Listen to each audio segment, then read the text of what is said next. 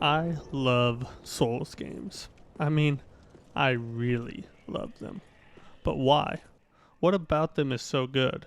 And what happened to me in my childhood to make me enjoy what is the video game version of self-mutilation? There is something seriously wrong with you. I'm MTK, and well, it's story time. Like me. It was the summer of 2016, and my wife had just gotten me a new game I had never heard of before. This game was none other than Dark Souls 3. Booting it up for the first time left me confused. What do all these stats mean? Why is this boss so hard? Do I have the wrong class? Am I in the wrong area? And where is the map? You don't need one. You don't need anything. Never would I imagine that this game, that was breaking my spirit, would become one of my favorite games of all time and set me on a journey of sopping up and devouring anything I could get my hands on that was remotely like it. I had grown up playing video games. I was, by my estimation, a gaming veteran, forged and hardened in the soul-wrenching fires of games like Call of Duty, Jak and Daxter, and Virtual Fighter. Sounds like a pro. But this game was something else, something I'd never seen or experienced before. However, soon after the start of my soul's journey, I would quit. Much like I'm sure many of you listening to this probably did.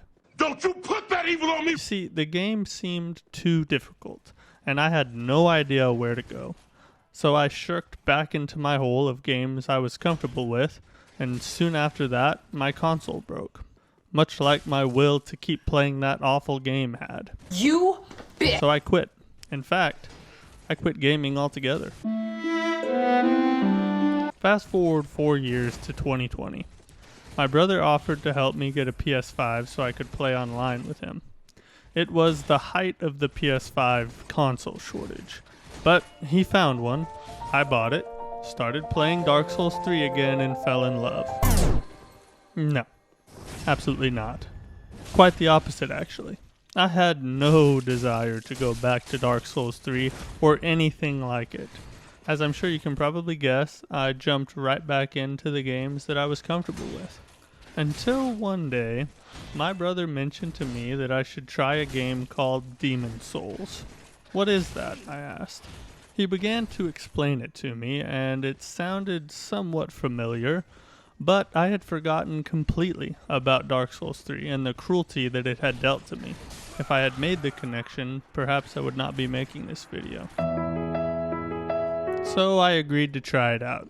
My first impressions were positive, probably because, in my opinion, Demon Souls is easier than Dark Souls 3, and to this day, if someone were to ask me where they should start in the Souls series, I would tell them to start with Demon Souls. What makes you think I care? But alas, the same things that beat me down and discouraged me the first time began to rear their ugly heads.